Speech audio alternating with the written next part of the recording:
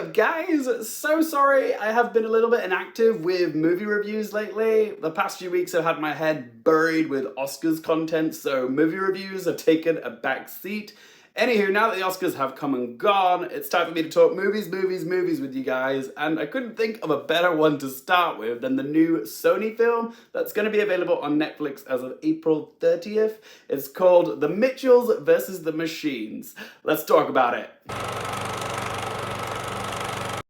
God, I miss going to the cinema. Like, here in the UK, the cinemas don't actually reopen for like another month or so, but man, was I gutted I didn't get a chance to watch The Mitchells versus the Machines on the big cinema screen, because this movie is flippin' awesome. It was supposed to get a cinematic release, but because of the pandemic, Sony decided to distribute it via Netflix. And while it's still an absolute blast on the TV at home, you can't help but feel a little bit robbed of the full cinematic experience watching a film like this. It's kind of like Spider-Man Into the Spider-Verse. That is one of my most fondest big screen cinema experiences of recent memory. And like Spider-Man, The Mitchells has a similar, albeit distinct animation style, which is both eye-gasmic to look at and enthralling to watch. I'll talk more about the animation later on in the review. Well, I can't talk in the review.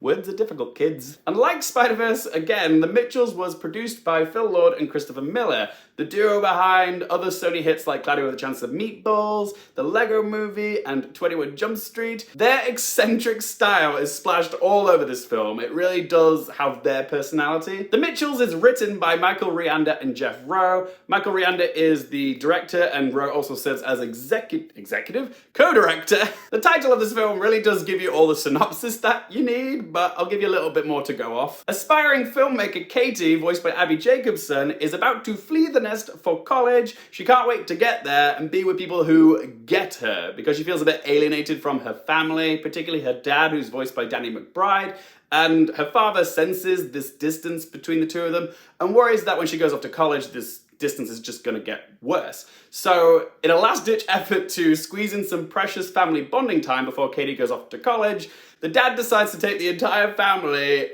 including Peacekeeper Mom, voiced by Rudolph, her dinosaur-obsessed brother Aaron, who's voiced by director Michael Rianda, and their adorable pug Munchie, into the car for a cross-country road trip to California to drop Katie off at college, hopefully bringing the family closer together through a meaningful bonding experience.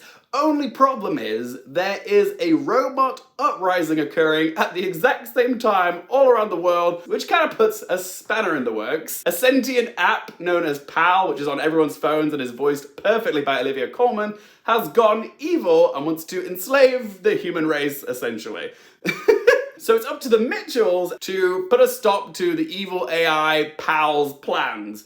There you go, that's a plot. I freaking loved this movie. It really is something special. It's got everything that it needs. It has this cross-generational appeal. Not a lot of family films possess this, where it can appeal to different generations of the family. So you can watch The Mitchells with kids, adults, parents and grandparents, and everybody will have a good time with this. It's also genuinely hysterical. 30 seconds into this movie, I was belly laughing. This film is packed with so many sight gags, familial jokes, and some dazzling action set pieces, which are also funny at the same time. I'm not gonna say too much about them, but I'll say this much.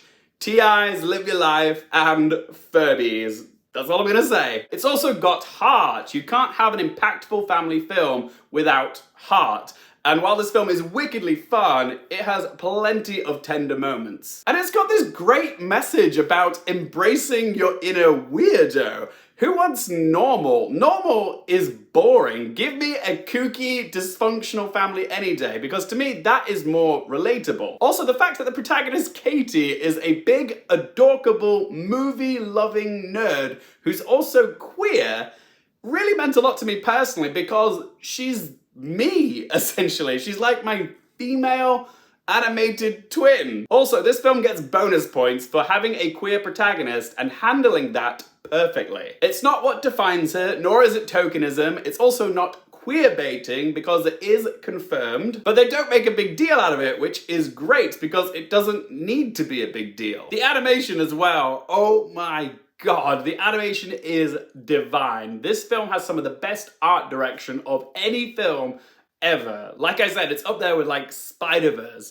which makes sense because Michael Lasker, who worked on Spider-Verse, was brought in to help with the animation on this film, and where Spider-Verse was made to look like a comic book coming to life on the screen, The Mitchells is like a watercolor painting coming to life. It's this very unique blend of 2D looking art in a 3D rendered world. I've honestly never seen anything quite like it before. The closest thing to it is probably Spider-Verse, but even then they still have their own traits. Stylistically speaking, The Mitchells is so arresting, bold, and unique that it grabs the attention of anybody that's watching, and married together with the hysterical script and lickety-split pacing, you've got yourselves one heck of a roller coaster of a movie. My only complaint about this film is that it does feel a little bit long. It clocks in at nearly 2 hours, this film, and it kind of has like 2 different endings, so yeah, it does feel like it could have been trimmed a little bit, but at the same time, I'm more forgiving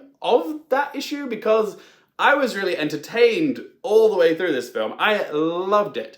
I just think some kids who don't have the best attention spans might find themselves dipping in and out in a few places, but if the film does drag, it doesn't drag for long. So let's ask them 3 questions. Firstly, would I watch this again? Definitely. The Mitchells vs. the Machines has immense rewatch appeal. And even though it is on Netflix, I kind of want to buy the DVD of it just so I can display it on my wall. I loved it that much. Plus, there's that many sight gags in the background while all the action is going on that I think I would need multiple viewings to try and catch them all. So yeah, it's definitely going to be rewatched. Question number 2, do I recommend it for you guys? Yes, and for everybody. The Mitchells vs. the Machines, I can see everyone enjoying this because it just has that cross-generational appeal about it. It's this mad dash, action-adventure road trip, but it's got heart, so many jokes. Honestly, I was laughing all the way through this film, and it's also got great messages to absorb. I know it's a family film, but there were times where it felt like a satire in the way that it pokes fun of our dependency on technology. It's so sharp. The kids are gonna love it. I actually think adults might enjoy it more. So yes, I highly recommend this film for everybody. It is wicked entertainment. And question number 3, what score to give it out of 10? It might be a little long, but this movie did not disappoint. In fact, it shattered my expectations. I haven't had this much fun watching a movie in so long, and I'm a little bit sad that I didn't actually get to experience the joy and fun of watching it in a big cinema screen. So yeah, I am going to give The Mitchells vs. the Machines a score of 10 out of 10. It is that good.